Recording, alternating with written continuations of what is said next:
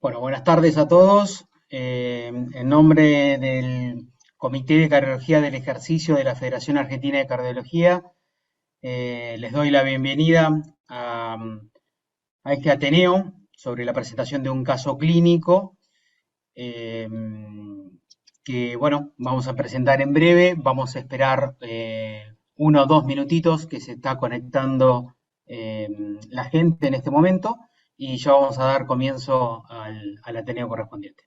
Bueno, buenas tardes nuevamente. Mi nombre es Juan Ricart, en nombre del Comité de Cardiología del Ejercicio de la Federación Argentina de Cardiología. Les doy la bienvenida a este Ateneo de presentación de un caso clínico, en la cual va a haber una presentación, como dijimos recién, de un caso, una breve actualización y luego una discusión con un panel de expertos. La presentación va a estar a cargo del doctor Juan Manuel López Agusti. El doctor es miembro del Comité de Cardiología del Ejercicio de la FAC, es miembro de staff del Hospital General San Martín de La Plata y es cardiólogo del Club de Gimnasia y Esgrima de La Plata. Luego vamos a tener un panel de expertos constituidos por el doctor Jorge Camilletti, expresidente de la Federación Argentina de Cardiología, expresidente de la Sociedad Argentina de Medicina Nuclear, jefe de cardiología del Hospital Italiano de La Plata y miembro del Comité de Cardiología de Medicina Nuclear de la FAC. El doctor Pablo Polono, que es cardiólogo intervencionista y especialista en imágenes cardíacas del Hospital Español de La Plata y Hospital El Cruce de Florencio Varela, y también es expresidente del Comité de Tomografía y Cardioresonancia de la Federación Argentina de Cardiología.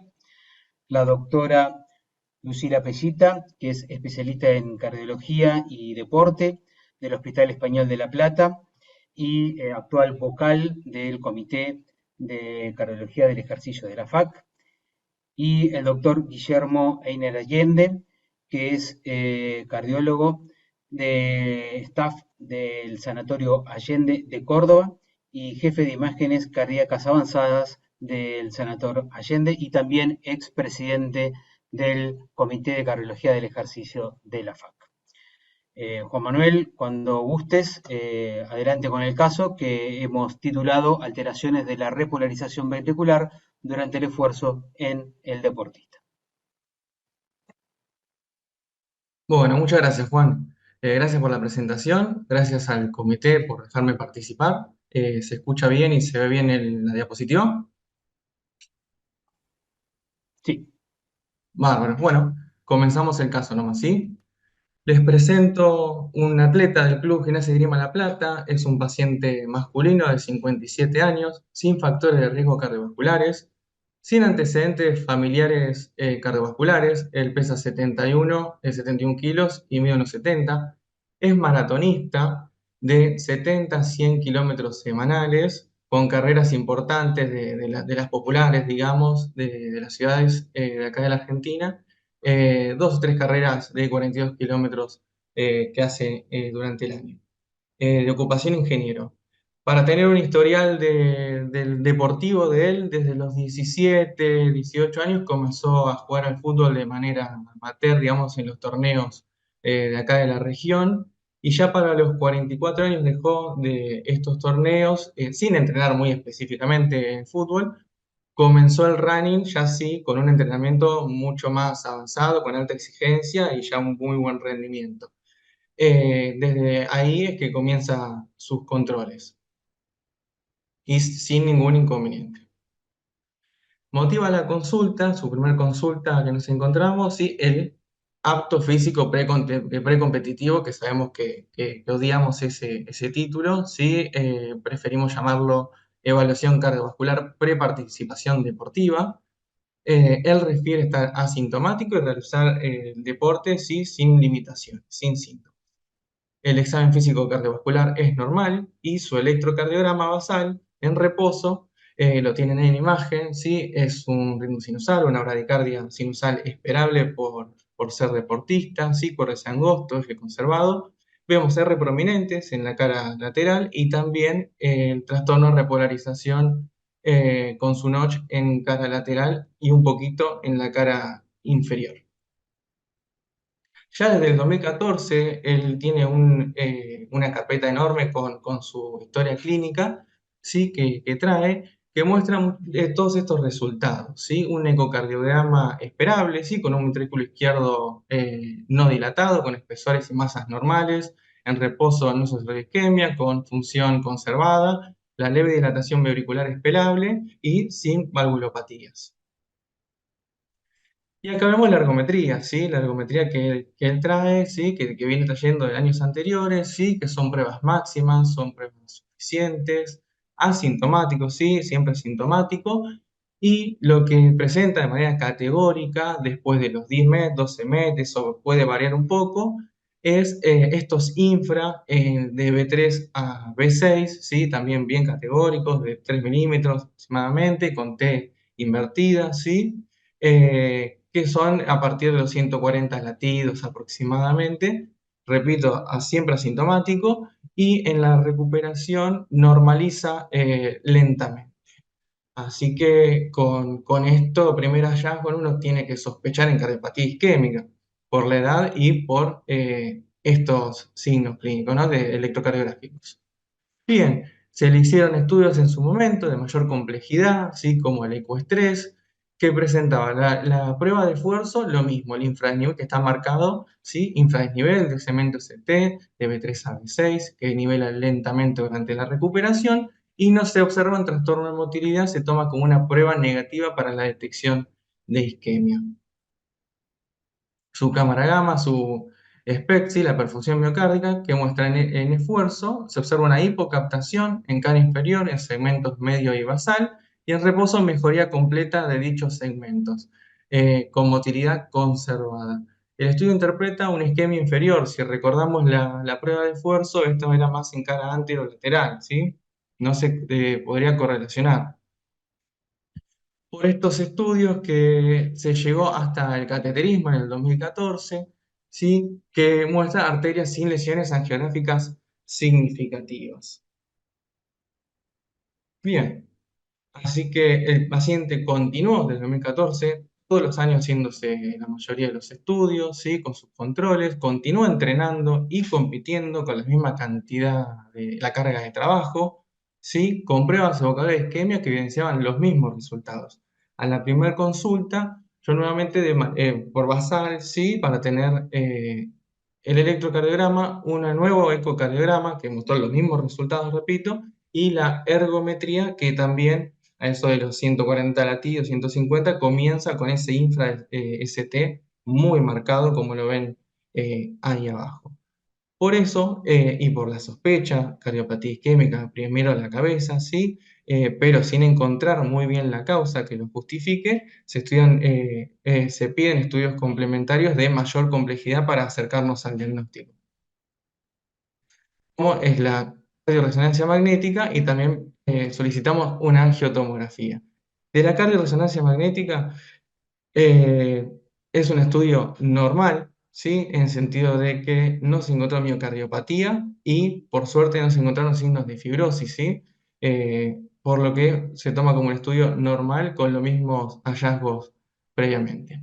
Y la angiotomografía, ¿sí? Que espero que puedan verla, que está señalizado en la imagen superior, se observa cómo la arteria, primer ramo de la arteria descendente anterior, se tuneliza por el miocardio, que está marcado en verde en la imagen superior, y abajo creo que se ve un poquitito más todavía, ¿sí? Que informa 27 milímetros de longitud con 2 milímetros de profundidad. Esto se puede correlacionar, ¿sí? Con la ergometría, que era el único estudio que teníamos positivo hasta ahora.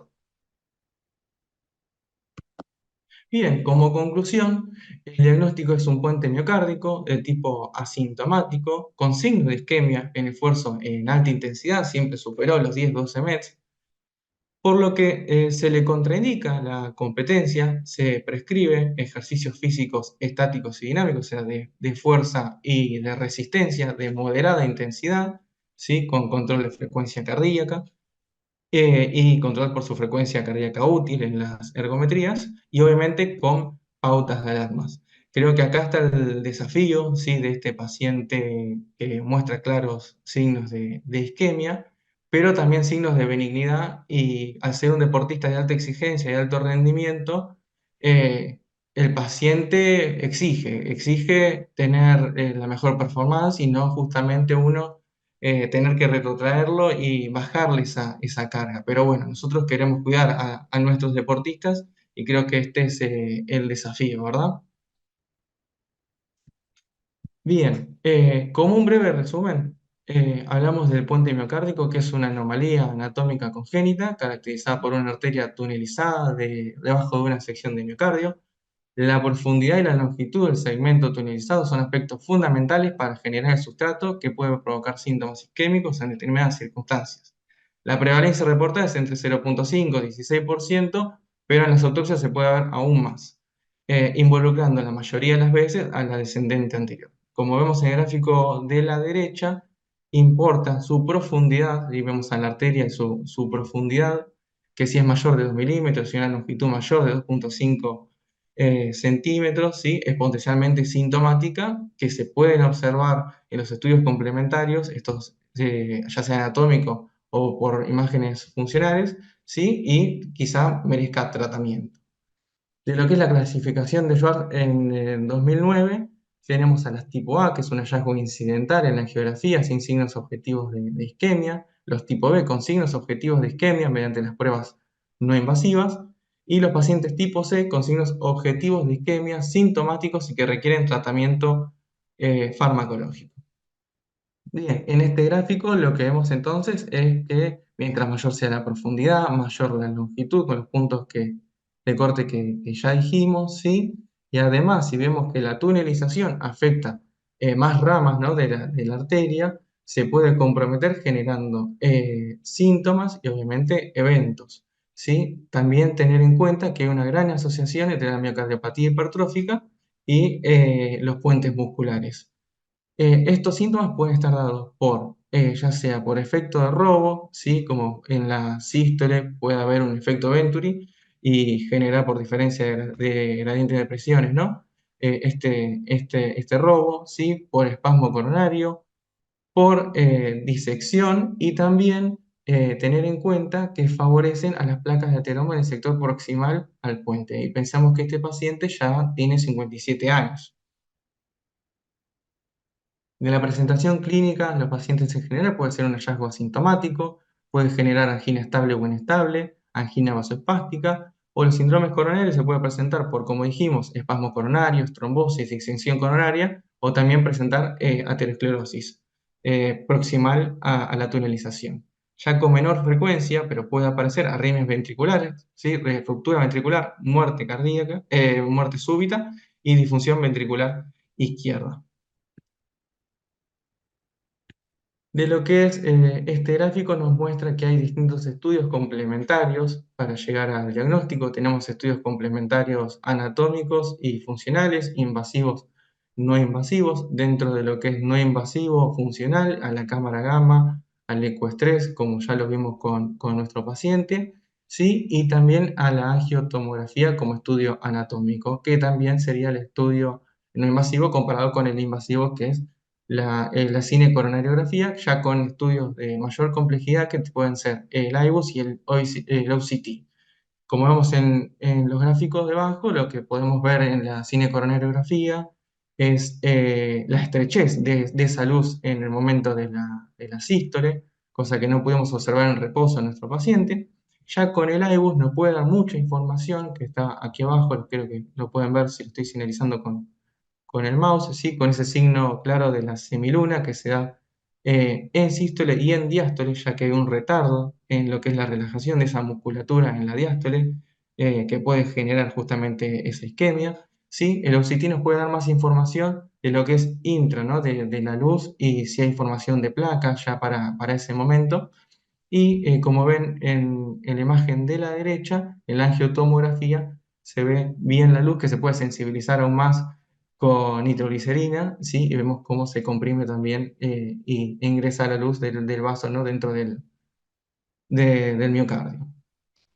Bien, ya para hablar del tratamiento, hablamos que son pacientes que tengan síntomas y con signos de isquemia, y los fármacos de primera línea, los betabloqueantes, para justamente disminuir el inotropismo y el cronotropismo.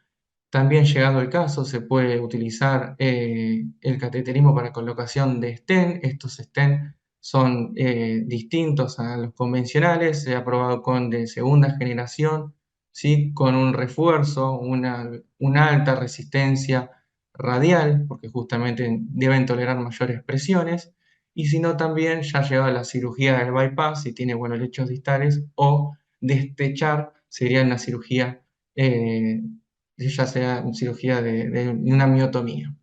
Bien, entonces como les decía, recientemente se ha desarrollado un liberador de droga de segunda generación de cromo, platino, liberador de everolimus, que demuestra una resistencia radial excepcional en comparación con los previos. Y los factores que favorecen el uso del stent, puentes musculares que incluyen una longitud un poquito más corta, menor de 2 milímetros, y una profundidad, perdón, de 2 milímetros. Bien, ¿y qué nos dicen las guías sobre estos pacientes?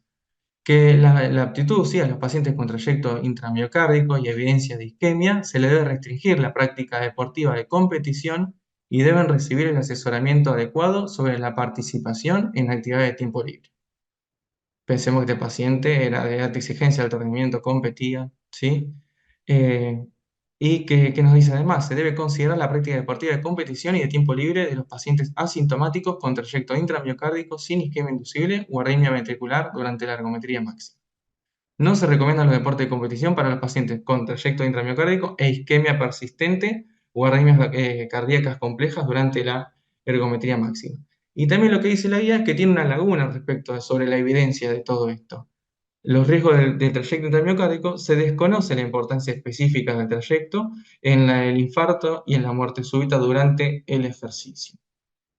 Ya más actual, y justo cuando llegamos al diagnóstico del paciente en el 2023, la Sociedad Española de Medicina del Deporte presenta las contraindicaciones para la actividad deportiva y vemos, ahí está señalado con flecha roja, que los puentes musculares con buena respuesta al tratamiento médico estarían aptos solo para deportes de alta moderada demanda cardiovascular. Con todo esto les presento a un paciente complejo en el sentido de que, bueno, tiene 57 años, con un gran rendimiento en lo deportivo, ninguna capacidad funcional, pero con sus riesgos, con sus signos de isquemia que fueron diagnosticados y justamente la prescripción del ejercicio en este paciente para llegar a un techo en lo que es una buena capacidad funcional, pero no tocar ese piso de isquemia y de riesgo de muerte súbita. Así que bueno, muchas gracias y espero que podamos debatir al respecto. Excelente, Juan Manuel, muy buena la presentación del caso. Eh, Creo que quedan bastantes puntos o aristas como para discutir. Eh, si les parece bien, me gustaría ir haciendo algunas preguntas a los panelistas expertos que tenemos invitados, como para ir debatiendo y después, bueno, si quieren hacer alguna aclaración o preguntas sobre el caso, por supuesto. Eh, Doctor Camilletti, a mí me queda una duda con respecto al caso, que es con respecto a la cámara gamma. En este caso es una cámara gamma que dio positiva en cara inferior, no sabemos exactamente porque incluso tenemos los papeles nomás del paciente, digamos, no sabemos cómo fue la prueba exactamente, etcétera.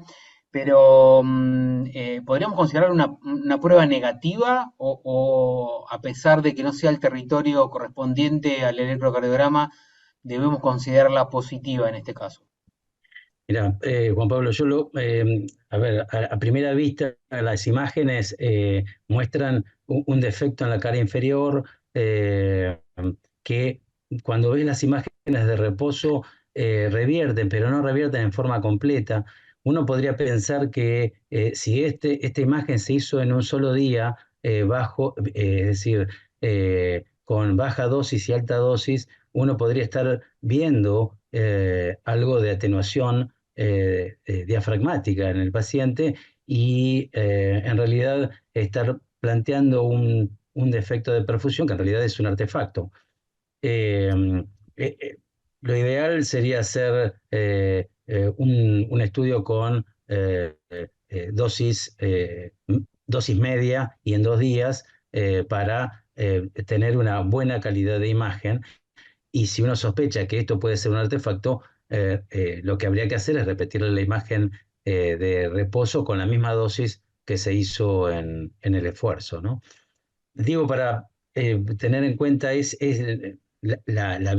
vi una foto en realidad. Uno cuando es un display es más fácil verlo, pero en la foto aparecía un defecto de perfusión de cara inferior que no revertía en forma completa y eso podría hacernos sospechar en la atenuación.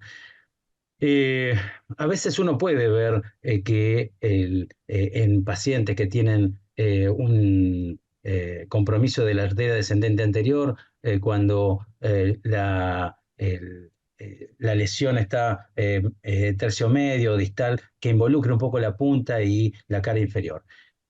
Eh, eh, no es.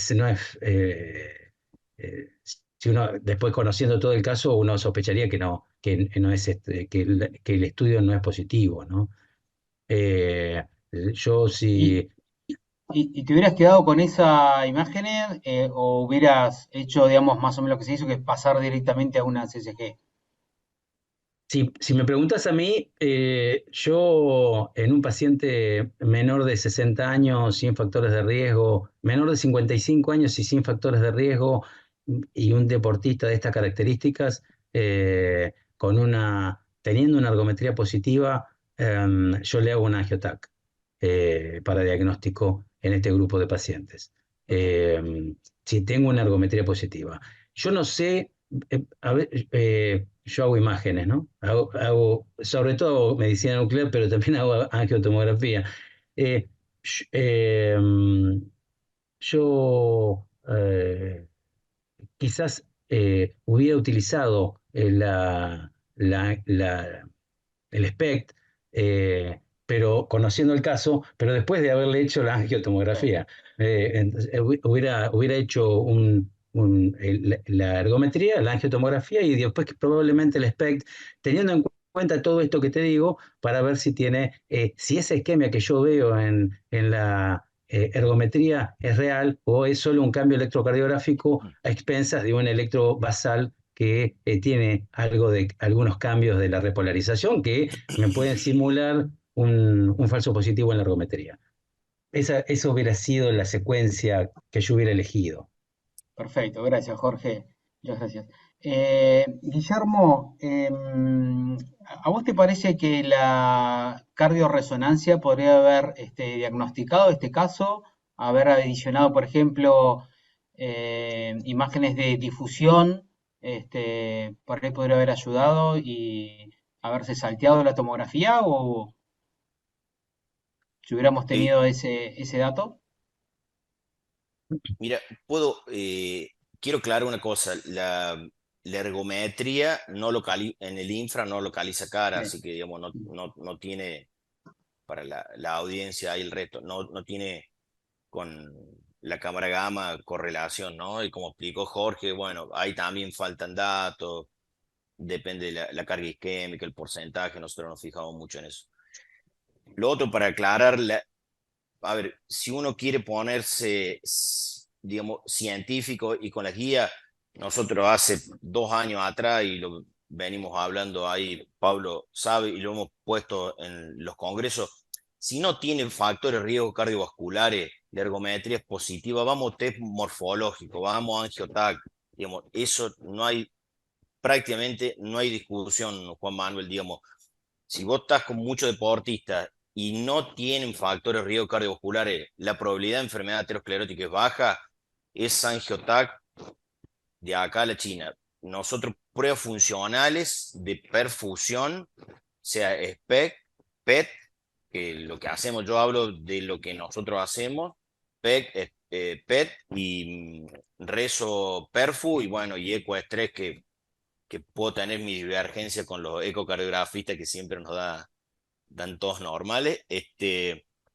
hay que ver la perfusión, ¿no? Hay que ver la perfusión, pero nos vamos cuando tienen alta probabilidad de enfermedad, vamos por test funcionales, vamos por test funcionales. Lo anatómico, siempre vemos lo anatómico, vamos por la angiotac y el camino es la angiotac y ver, digamos, ahí el puente muscular y aparte nosotros, digamos, con el score de calcio inicial, que también hay que sumarle, es importante, digamos, si tiene carga aterosclerótica o no, porque muchas veces, digamos, como ustedes ya saben, digamos, estos pacientes ya tienen una probabilidad bastante un poco más elevada y nos da un dato más para decir, bueno, porque me parece a mí siempre muy frío decir contraindico, no, no puedo hacer, dejo, no haga y a lo mejor tiene un comportamiento totalmente benigno, no tiene arritmia ventricular, hace más de 10 años que viene pobre hombre corriendo, no tiene una extrasístole, por lo menos ahí todo lo que presentó Juan, ni una extrasístole con semejante carga, si tuviera algo de isquemia con semejante carga, una EVET tendría. Y después, para tu pregunta de la rezo, toda vez que uno va a buscar, nosotros por lo menos, nosotros, enfermedad isquémica o coronaria o para esta evaluación, pedirla con estrés. Nosotros le hacemos estrés y aparte vemos toda la otra parte, digamos, de los mapeos y la parte del realce. Sumamos para hablar de este riesgo cardiovascular, si tienen una fibrosis, digamos, que puede tener una fibrosis sistémica o focal.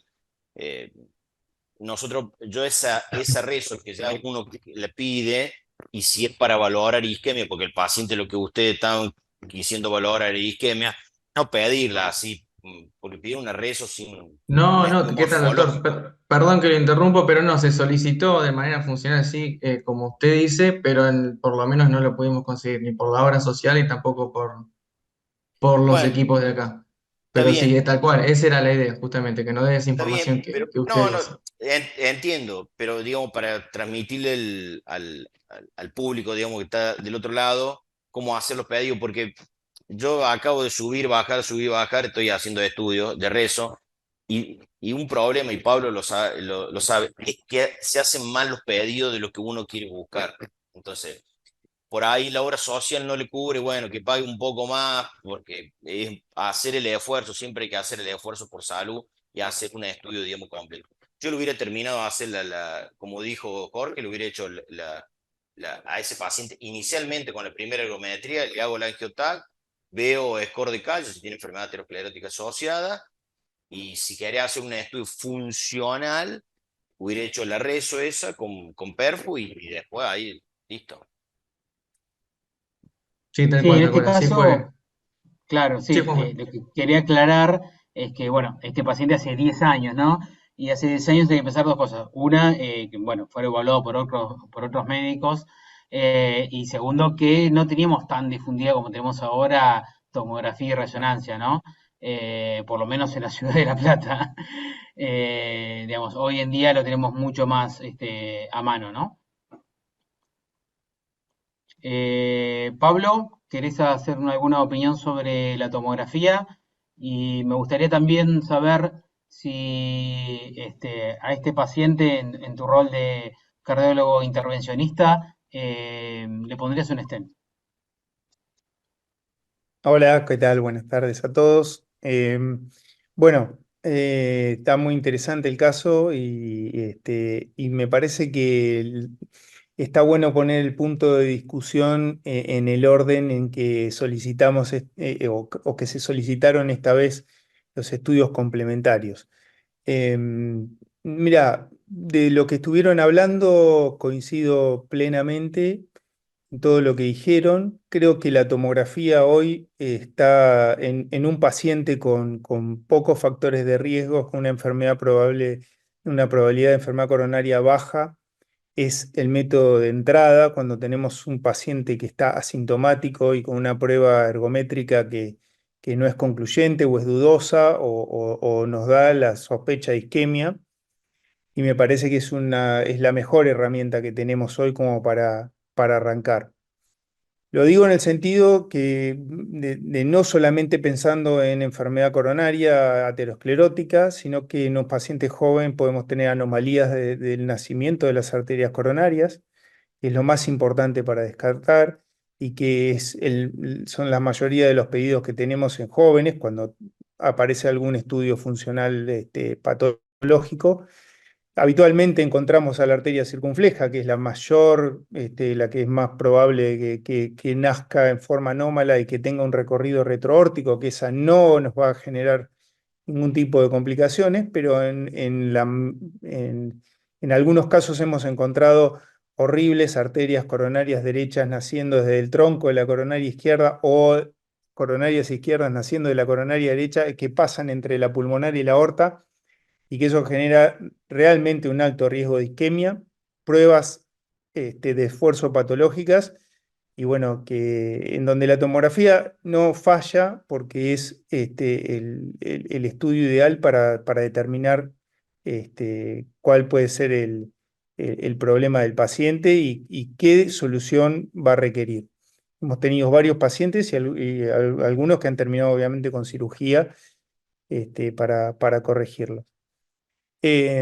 Otra cosa es pensar en la enfermedad coronaria. Pero bueno, la enfermedad coronaria en un puente muscular, como muy bien dijo Juan Manuel, no es lo que más frecuentemente se asocia, pero existe sí evidencia de que en la parte proximal al puente miocárdico se genere por un aumento del shear stress alguna placa, que es el lugar donde generalmente se genera la enfermedad aterosclerótica. Y bueno, y eso sí puede estar asociado a eventos coronarios que se sumen al puente miocárdico. Y después evaluar es los que hacemos tomografía, tenemos la responsabilidad de que cuando encontramos un puente miocárdico, localizarlo, digamos, describirlo realmente la profundidad que tiene, describir la longitud que tiene, porque todos sabemos que ahora, antes el puente miocárdico era una cuestión de que no te va a dar isquemia, porque la isquemia es diastólica, porque el miocardio se perfunde en diástole y no cuando se contrae, bueno, toda esa cuestión que se ha roto claramente con el correr del tiempo y que acá los puntos anatómicos son fundamentales, como los que mostraron en el gráfico Juan Manuel que mostró en los gráficos. Profundidad de los puentes y longitud de los mismos. Y eso sí está asociado con una isquemia miocárdica. Ahora, me hiciste una pregunta si le pondría un stent. Me tiraste un camión, pero bueno, la realidad es que se está tratando mucho más que antes esta patología con colocación de stent que antes. Antes ponerle un stent a un puente muscular era como que era algo mala palabra. Y hoy la verdad es que en pacientes que tienen anginas refractarias, porque hay muchos pacientes con puentes musculares que tienen anginas y anginas y anginas y no responden al tratamiento, terminamos colocando stent. Y la realidad es que con esta nueva generación de stent, hoy y yo lo escuchaba a Juan Manuel, por ahí existe a veces se filtra por ahí alguna información de alguna marca de stent que te dice que este es el mejor stent que tengo, que es el que más fuerza radial tengo. En general, todas las nuevas generaciones de stent tienen muchísima mejor fuerza radial y si tiene everolimus o sirolimus o alguna otra droga, sotarolimus, biolimus, la que quieran, en el puente muscular a nosotros no nos importa si tiene realmente droga o no, nos importa más que tenga buena fuerza radial y habitualmente los stent de última generación la tienen. Yo en este paciente la verdad es que no tengo clara la isquemia, si este paciente tiene isquemia en la cara anterior por ese puente muscular. Hoy no la tengo clara. Eh, no creo que la ergometría me deje totalmente seguro que eso es un comportamiento isquémico y la cámara gamma tampoco, la que tengo, me ha ayudado a definir si el territorio que le dio isquemia era el que se correspondía con el puente muscular. También podemos pensar en hacer otros estudios invasivos como el IBUS, como mencionaba Juan Manuel, y se pueden hacer algunas pruebas con adenosina o con dobutamina también para ver. Son un poco más difíciles de evaluar porque no es como evaluar una obstrucción estática donde vos pasás un FFR y sabés que la presión distal y la presión proximal, bueno, esto es algo dinámico y a veces es un poco más difícil de definirlo.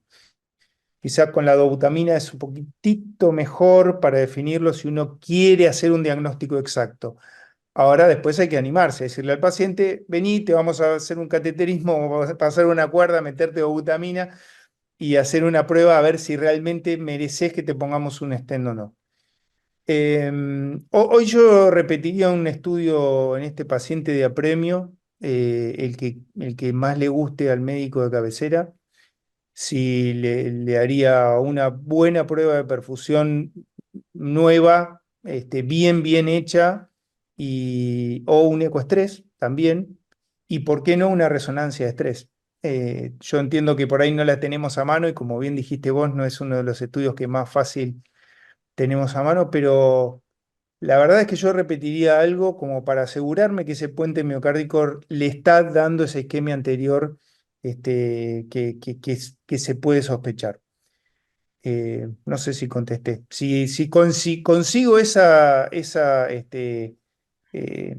esa definición de isquemia, comprobar la isquemia en la cara anterior, bueno, no sé por qué no podría ponerle un stent a ese puente miocárdico. No tendría ningún problema. Pero no tiene, Gracias, Juan, no gracias, tiene Pablo. tratamiento médico, no tiene beta bloqueante, nada el paciente. Te No. iba, te iba a hacer un comentario, en realidad. Me parece que coincido con Pablo, ¿no? Eh, con relación a las metodologías de estudio. Eh, Me parece que quizás para avanzar en la terapéutica y en el tratamiento y la revascularización del paciente, en este caso, en los casos de los puentes musculares, uno tendría que ir a tratar de identificar o por lo menos pesquisar algunas variables de riesgo. Eh, Quizás yo iría por un estudio de imágenes funcional para ver la presencia de isquemia. Yo le haría una cámara gamma, como te digo, con una técnica tratando de evitar la posibilidad de artefactos y con un buen esfuerzo. Creo que otra variable de riesgo es la presencia de arritmias, ver si este paciente tiene arritmias, y sin lugar a duda, una de las cosas que más te empuja para revascularizar este tipo de pacientes es el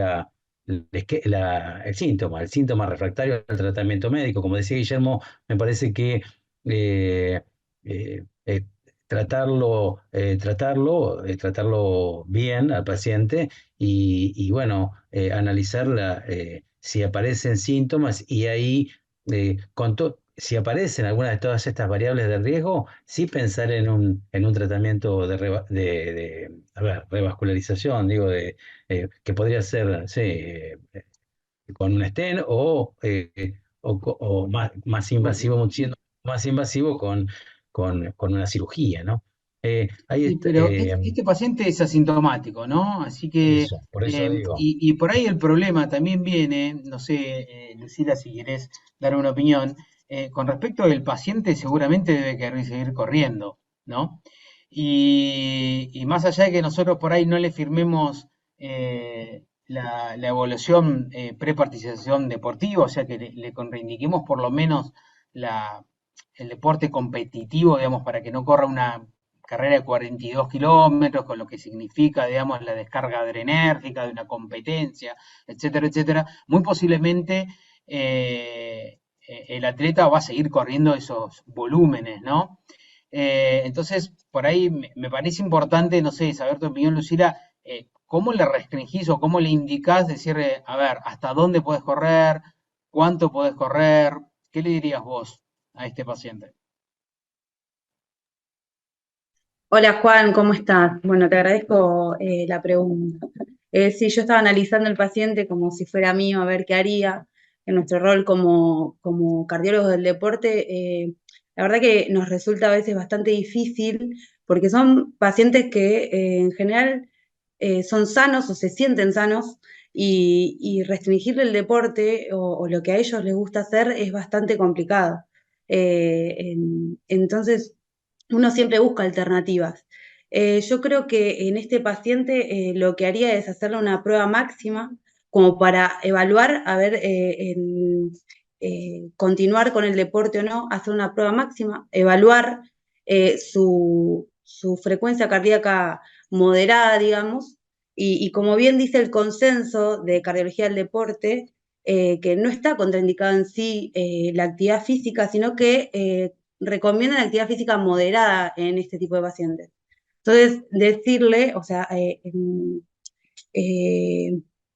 al charlarlo con el paciente, decirle de que puede hacer actividad física hasta esa determinada frecuencia cardíaca, limitarlo con la frecuencia cardíaca. Juan Manuel hizo hincapié sobre que el infra arrancaba entre los 140 y 150 latidos por minuto, que es más o menos el 85% de la frecuencia cardíaca del paciente, y hacerlo que él haga actividad hasta el 80% o entre el 65 y el 80% que sería una actividad física moderada, y que él lo regule de esa forma y eh, que pueda hacer esa actividad que él necesita para su bienestar psicofísico, que pueda continuar haciendo actividad a esa frecuencia cardíaca. Y manejarlo de esa forma, con controles, y bueno, eso, si no tiene arritmias, claramente, ¿no? No quiero entrar en una controversia, pero si te pide el apto para una maratón, ¿se lo das? Y en realidad es bastante difícil, no estaría contraindicado, legalmente no estaría contraindicado, pero podría aclararse hasta dónde puedo hacer actividad física y si se lo permiten en la carrera que lo haga, y si no, y bueno, no la podrá hacer, porque realmente, o sea, si bien no está contraindicado, tiene una limitación que tiene que hacer actividad física hasta una actividad moderada. Y si no, o sea, para una carrera en la cual él no depende de él, sería más complicado. Después, si quiere ir a correr a un gimnasio, es hacer la evaluación en consenso con el paciente siempre, ¿no? Siempre el consenso es con el paciente y diciéndole los riesgos que tiene. Sí, por supuesto. El problema que tenemos con la Y eso, competencia es esa, que nosotros no podemos controlar a qué frecuencia cardíaca va a correr ese paciente. Muy y no. posiblemente, si corre una maratón de 42 kilómetros y busca tiempos, va a estar en el 80-90% de su frecuencia cardíaca máxima aproximadamente. Así que muy Totalmente. posiblemente esté con SST corriendo buena parte de la carrera. Entonces, ahí es donde se pone un poquitito en discusión esto, ¿no? Y probablemente podamos controlarlo un poco más, quizás fue un poco el objetivo, ahora no sé si Juan querés aclarar, de quizás al correr solo, digamos, ponerle uno de estos Es, medidores de frecuencia cardíaca, por no decir una marca, exacto. y poder controlarlo por ahí de esa forma. No sé, Juan Manuel, más o menos fue eso, ¿no? Lo que pensaron. Sí, tal cual. Como dijo Lucila, la indicación fue de ejercicios moderados, no llegar a altas cargas, a alta intensidad, que ya vimos que el paciente tiene esos signos de ese infra-ST. Por lo que la indicación precisa fue de hacer 1 hora diaria, porque el paciente quiere hacer todos los días ejercicio, que no supere la hora de ejercicio de moderada intensidad, que justamente los valores, la frecuencia cardíaca, la que decía Lucila, entre que no supere los 130 latidos. También sabemos que la respuesta de que tienen los puentes miocárdicos es dinámica. Por eso es que se quita la competencia por la carga adrenérgica que esto lleva, que puede favorecer a que tenga un espasmo, una contracción en cargas mucho menores, ¿sí? Mm. El tema de la hora fue más que nada para que no haya trastornos hidroelectrolíticos, que no haya hipoglucemias severas, para hacer que sea lo más controlado posible y lleguemos a la mejor performance que tenga el deportista. para justamente, no, entre comillas, no quitarle piernas, ¿no? Es un paciente, es un corredor nato que no le gusta mucho los ejercicios de fuerza, se indicaron los ejercicios de fuerza, ¿sí? Con controles, en el sentido que no tenga fallo, que no llegue al fallo, que llegue al 60-80% de lo que es la carga máxima. Y bueno, el paciente es muy demandante, el paciente quiere hacer pasadas de 100 metros, 200, se le indicaron pasadas de 6 segundos, 8 segundos para que no eleve el lactato.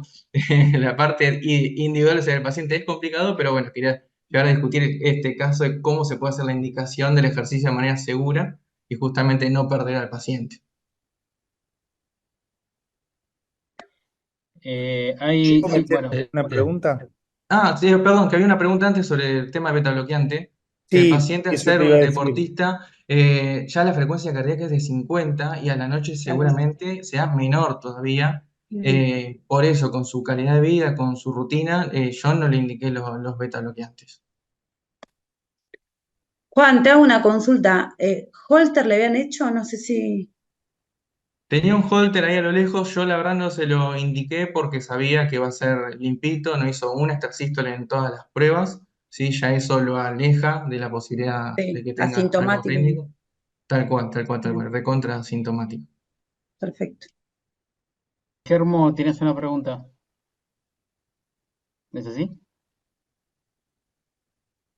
No, veo ahí que a Pablo le están preguntando si le pusieron una stent, si la terapia antiplaquetaria sería doble o simple, pensando en el vasoespasmo y predisposición al cierre de estrés, aunque tenga bajo riesgo poner estatina, no, digamos, a ver, yo puedo contestar la de la estatina, ¿no?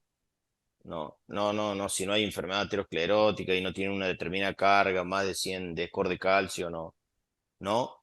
Bloqueantes cálcicos lo mismo, los nitratos hay que evitarlos y si vos querés contestar, Pablo, No, mira, lo de la dale. terapia, si es simple, a mí particularmente, por lo menos los primeros 6 meses, no me gusta dejar una sola antiagregación, a mí. Pero la verdad que ahora hay mucha evidencia que con un solo fármaco le puedes dejar clopidogrel solamente y no tendría que tener ningún riesgo de tener trombosis ni nada. El puente miocárdico, digamos, uno por ahí puede tener un poco más de cautela. Eh, Hay alguna evidencia de si es muy profundo y el músculo está un poco hipertrófico, que a veces se fractura el stent. Y en el caso de fractura de stent, ahí puede generarse una trombosis, pero de todas maneras, si usas simple o doble antiagregación, si hay una fractura de stent, el riesgo de trombosis es alto de todas maneras. Así que la verdad, es una cuestión personal que por ahí le dejaría unos meses de doble antiagregación y después lo dejaría solo con clopidogrel, por lo menos hasta que cumple el año. Una pregunta, una cosa, una reflexión en realidad. A ustedes Pablo, vos que haces hemodinamia, ¿a ustedes les parece que es un paciente para ponerle, para revascularizarlo, ponerle una estena? Este paciente, a mí me parece que uno trataría de evaluarlo, de esperar a que aparezcan algunas variables de riesgo, ¿no? Para, para, Totalmente de acuerdo, para ser agresivo, totalmente de ¿no? acuerdo. No, Digo no, para que este quede claro. paciente no lo tocaría de ninguna manera, no tiene, está asintomático, digamos, todavía no tiene puesto ni siquiera tratamiento beta bloqueante por su frecuencia cardíaca tan baja.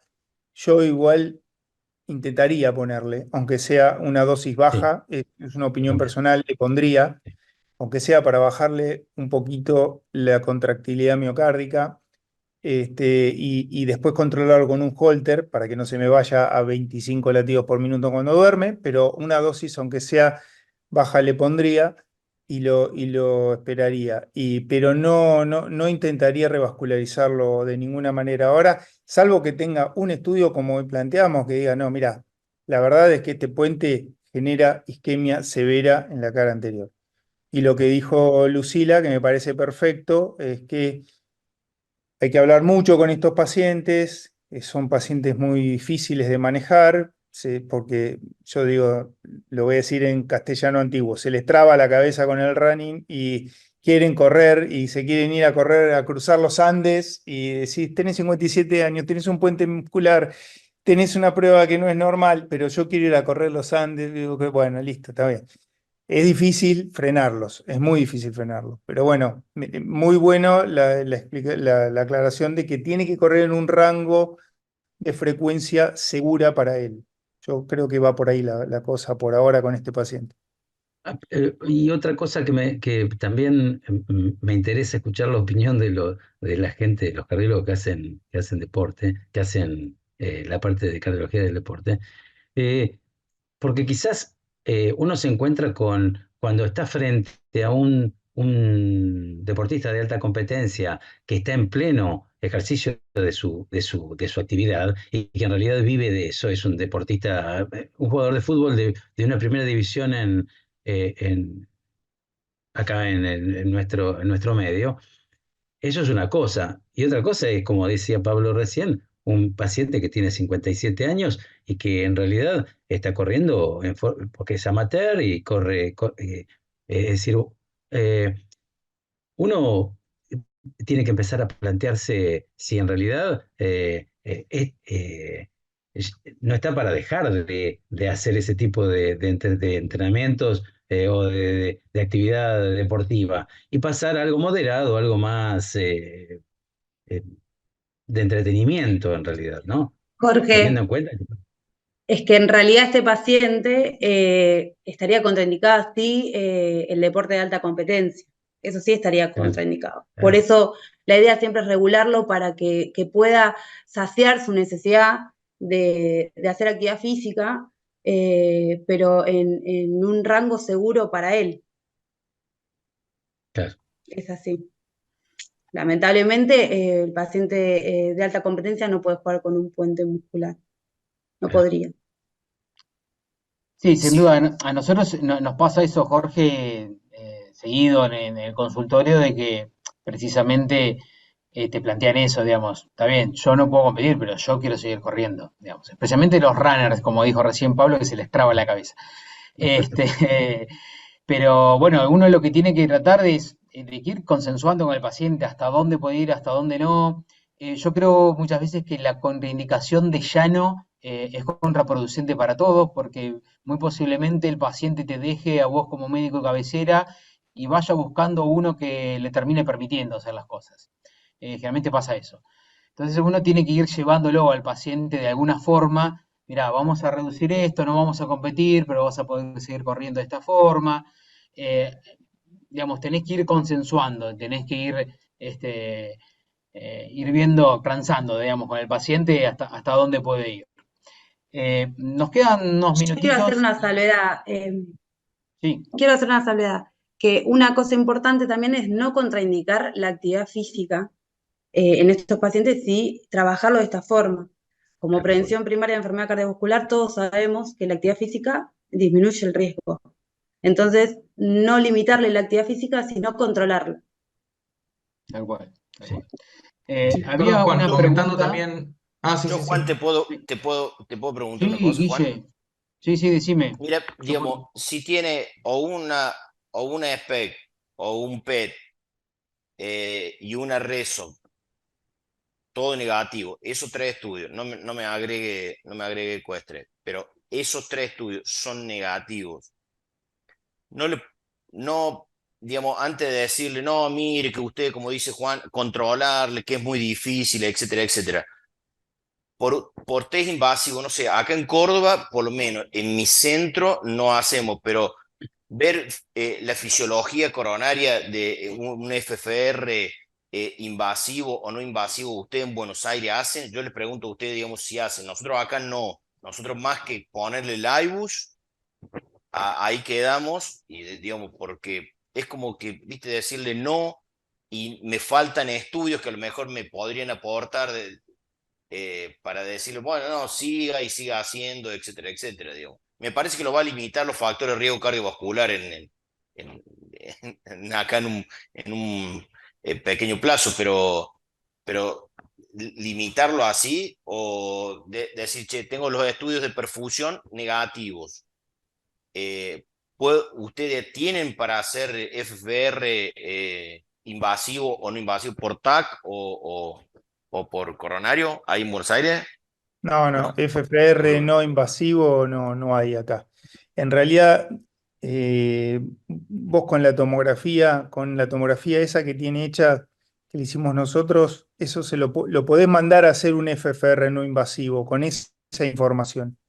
No necesitas hacer un estudio específico para hacer un FFR por tomografía. Lo que pasa que tenés que mandarlo a Estados Unidos, tenés que pagar $1.500 y después te van a decir si eso te puede generar isquemia o no. No es difícil, es caro. Uno podría hacerlo en forma no invasiva, podrías hacerlo con PET, por ejemplo, podrías hacer También. reserva de flujo y actualmente se puede hacer con SPECT también. En el cardiovascular tienen equipos de SPECT eh, que tienen la capacidad de poder hacer una reserva de flujo. Igualmente, me parece que si vos tenés, como dijiste vos, Guillermo, un SPECT bien hecho, normal, o una rezo normal, me parece que yo no sé si avanzaría, no sé si necesitas mucho más. Sí, coincido con Lucila, es decir, el paciente tiene indicación de no hacer actividad física de alta competencia. Manejarlo con esas indicaciones que comentaba recién la doctora Pellita. Por eso, Incluso Había lo que una se puede, pregunta, incluso como per- perdón, no, que había una Juan. pregunta recién que por ahí viene con todo esto, que si les quieren la pueden aclarar para también ir cerrando un poquitito, es cómo controlaríamos a este paciente, ¿no? En las Justamente, sucesivas consultas posteriores. justamente a eso quería ir, que una de las opciones que podemos utilizar es la rehabilitación cardiovascular. No lo puede mandar a hacer rehabilitación cardiovascular para ponerle, este paciente justamente es un paciente deportista. Estoy pensando en los pacientes, el deportista por lo general, bueno, él está controlado en el club, pero los pacientes que no están controlados se los puede mandar a hacer rehabilitación cardiovascular para enseñarles a manejar esto, ¿sí? Después, en cuanto al paciente deportista, por ahí eso te lo puede decir Juan Manuel, cómo hacen el seguimiento de este paciente atleta, digamos. Sí, quería comentarles también la indicación del ejercicio, que no es que bajamos mucho la intensidad, como bien decía Lucila, llegando a un 60, 70, 80%, no es lo máximo, que sigue siendo moderado, que pensemos que es un deportista de alto rendimiento, rinde, cada zancada que hace rinde, cada latido rinde.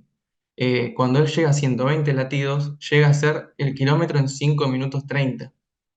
Es buenísimo. Él llegaba al kilómetro en 4 minutos 30 o menos. Entonces el paciente en una hora de ejercicio, que fue la indicada, hace 11, 12, 13 kilómetros, dependiendo de su onda. Todos los días hace 80 kilómetros semanales. O sea que el paciente sigue estando en un muy buen estatus, o sea, muy buena capacidad funcional. Y para él, por más que le cortamos las patas, sigue siendo para la población general un muy buen atleta. Y del tema de los controles, como veníamos hablando, sí, el tema de la evaluación, sí, con la anamnesis, hinchar mucho con el tema de los hábitos, que él tiene muy buenos hábitos, pero siempre reforzar el hábito saludable para no generar factores de riesgo que favorezcan a la placa de ateroma, justamente en ese puente. Y electrocardiograma, la ecocardiograma y la ergometría, ya ser por mayor de ser 35 años, ya lo tendría indicado, más el que tiene más de 50. Y sí, una prueba funcional como estaban hablando ustedes con imagen.